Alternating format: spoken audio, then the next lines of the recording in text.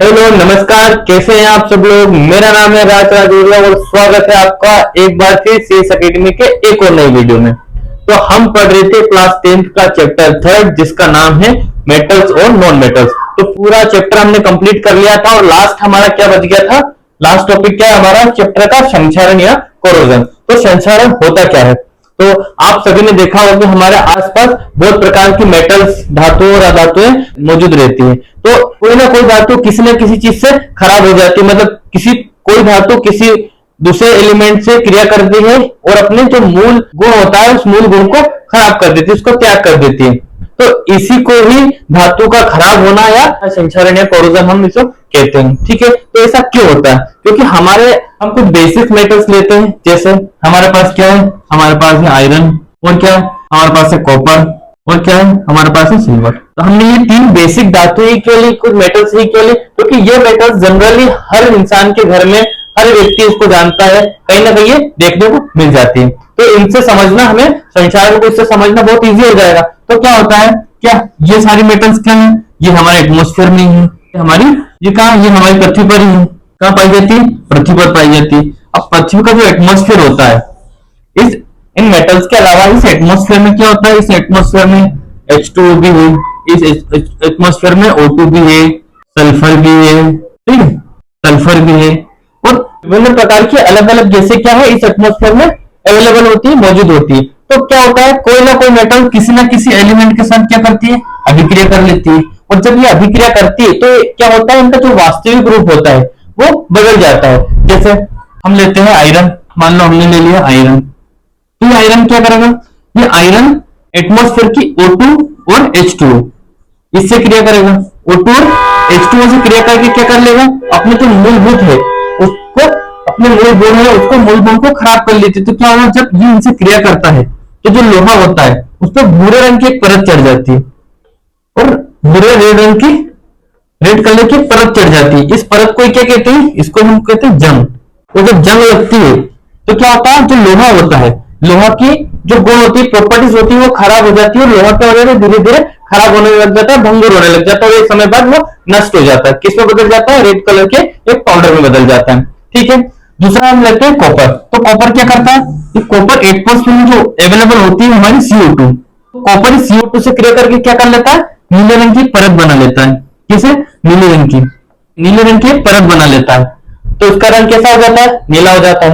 और बचा क्या, सिल्वर। तो जो सिल्वर होती है, क्या है हमारे पास एक और मेटल, सिल्वर। तो ये सिल्वर क्या करती है, जो एटमॉस्फेयर में जो सल्फर है, इस सल्फर से क्रिया करेगी और क्या कर लेगी, सल्फर से क्रिया करने के बाद सल्फर क्या करके सल्फर सल्फाइड बना लेगी, सिल्वर सल्फाइड बना लेती है। तो ये सल्फर सल्फाइड जो होती है ये कैसी होती है, जो ब्लैक रंग की, ब्लैक कलर की क्या होती है, एक परत होती है।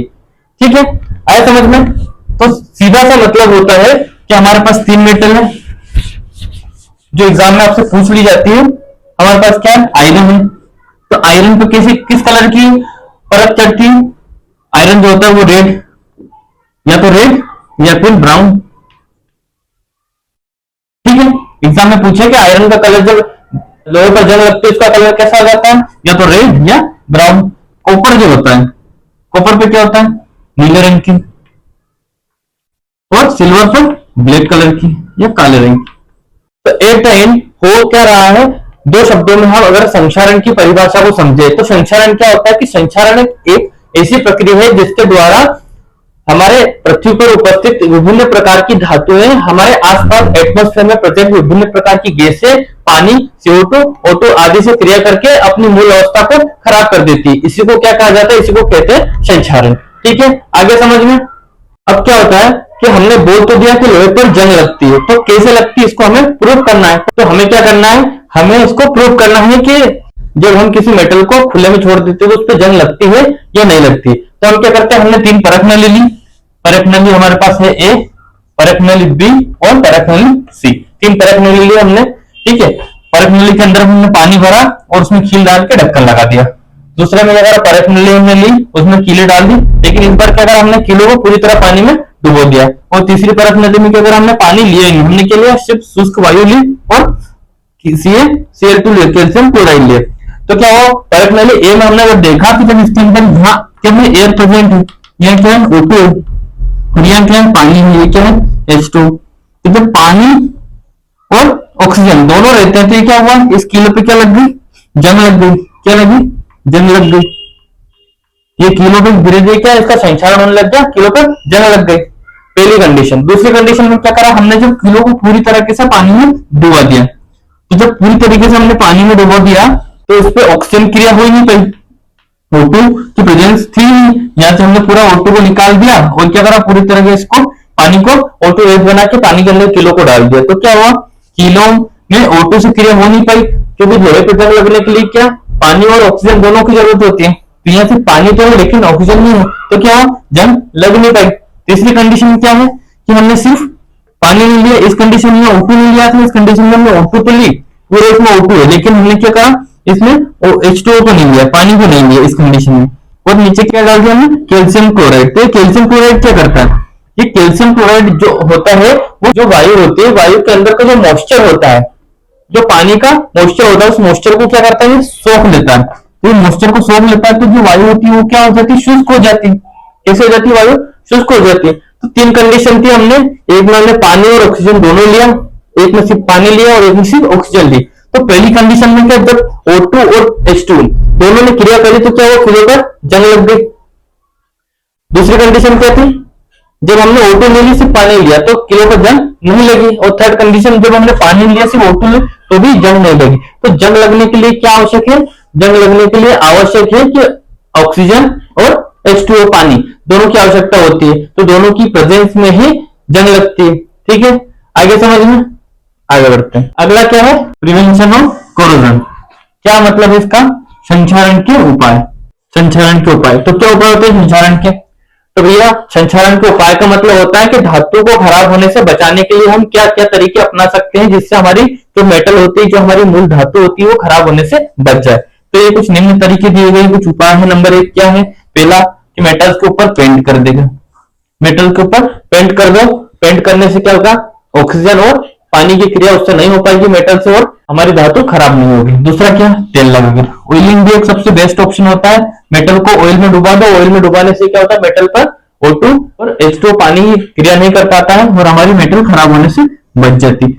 अगला क्या, ग्रीस लगाकर, लोहे की वस्तु पर जस्ते की परत चढ़ाकर, क्रोमियम का लेपन करके और मिश्र धातु बनाकर। ठीक है, क्या है, मिश्र धातु बनाना। तो मिश्र धातु क्या होती है, इसको हम अभी पढ़ेंगे। मिश्र धातु बनाने से क्या होता है, जो मेटल होते हैं उसके गुण धर्म बदल जाते हैं और जंग नहीं लगती। ठीक है, तो ये कुछ उपाय दिए गए हैं, इनको याद कर लेना, एग्जाम में पूछ लिए जाते हैं सीधे कि प्रिवेंशन ऑफ कोरोजन, संक्षारण से मेटल्स को बचाने के कौन कौन से उपाय हैं लिखिए। ठीक है, तो ये उपायों को याद कर लेना। ठीक है, अगला क्या है हमारा, अगला है हमारा मिश्र धातु। अब मिश्र धातु किसे कहते हैं, ये एग्जाम में आपको सीधे पूछ लिया जाता है, एग्जाम में 2 नंबर में पूछ लिया कि मिश्र धातु क्या, उदाहरण सहित समझाइए। तो मिश्र धातु क्या होती है, तो मिश्र धातु क्या है, मिश्र धातु क्या है, 2 या 2 से अधिक धातुओं के समान के मिश्रण को मिश्र धातु कहते हैं। तो मिश्र धातु बनाने के लिए क्या करते हैं, 2 या 2 से अधिक धातुएं होती है उनको एक निश्चित अनुपात में मिलाते हैं और हमें जो नई धातु प्राप्त होती है उसी को हम क्या कहते हैं, उसी को हम कहते हैं मिश्र धातु। ठीक है, उदाहरण से समझना, उदाहरण मान लो पीतल।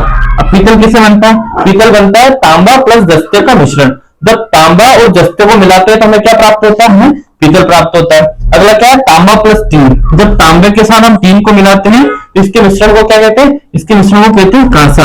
और जो कांसा होता है यह क्या होता है, ये विद्युत का कुचालक होता है। क्या होता है, ये विद्युत का कुचालक होता है। वैसे तांबा क्या होता है, विद्युत का चालक होता है, लेकिन जब इसको टीन के साथ मिला दिया जाता है तो जो कांसा प्राप्त होता है विद्युत का, वो कुचालक होता है। अगला क्या है, सोल्डर वायर। सोल्डर वायर आपने देखा होगा, जब इलेक्ट्रिक तारों को जोड़ने के लिए हम जिस वायर का उपयोग करते हैं वो सोल्डर वायर होता है। वो कैसे बनता है, वो बनता है सीसा और टीन के साथ। अब हमने यह देखा था कि सीसा जो है हमारा वो कुचालक है, लेकिन जब इसको हम टीन के साथ मिलाते हैं तो क्या हो जाता है, विद्युत का सुचालक बन जाता है। और इसका जो सोल्डर वायर होता है इसका गलना बहुत कम होता है, बहुत कम टेम्परेचर पे मेल्ट होने लग जाता है, इसलिए इसका उपयोग क्या विद्युत तारों को जोड़ने के लिए किया जाता है। और अगला क्या है, इस्पात। इस्पात को बोलते हैं स्टेनलेस, हमारा स्टील होता है, बहुत मजबूत होता है, कभी इस पे जंग नहीं लगती। क्यों, क्योंकि लोहा, निकिल और क्रोमियम का इसमें यूज किया जाता है। जब निकिल, क्रोमियम और लोहे को मिलाते हैं तो हमें क्या प्राप्त होता है, हमें प्राप्त होता है इस्पात। ठीक है, तो लोहा एक हमारी एकमात्र ऐसी धातु होती है जो आयरन होती है। आयरन हमारा एकमात्र ऐसा धातु होता है जिसका उपयोग सबसे ज्यादा किया जाता है सारी इंडस्ट्रीज में, एरोप्लेन से लेकर हमारे ट्रक, गाड़ी, कार, सुई से लेकर हर बड़ी चीज में हम लोहे का यूज करते हैं। तो लोहा एक इतना सॉफ्ट और मुलायम होता है, लेकिन कब शुद्ध अवस्था में। लेकिन जब इसमें 0.03% अगर हम कार्बन को मिला देते हैं तो क्या होता है, ये सख्त और मजबूत हो जाता है। क्या होता है, जब भी हम किसी मेटल को दूसरी मेटल के साथ मिक्स करते हैं, अर्थात मिश्र धातु बनाते हैं, तो क्या होता है, किसी भी मेटल के गुणधर्म जो होते हैं वो बदल जाते हैं, वो कुछ ना कुछ चेंज हो जाते हैं। ठीक है, तो मिश्र धातु बहुत अच्छे से समझ लेना। आगे आपको मिश्र धातु समझ में, ठीक है, ये चैप्टर हमारा यहाँ खत्म होता है।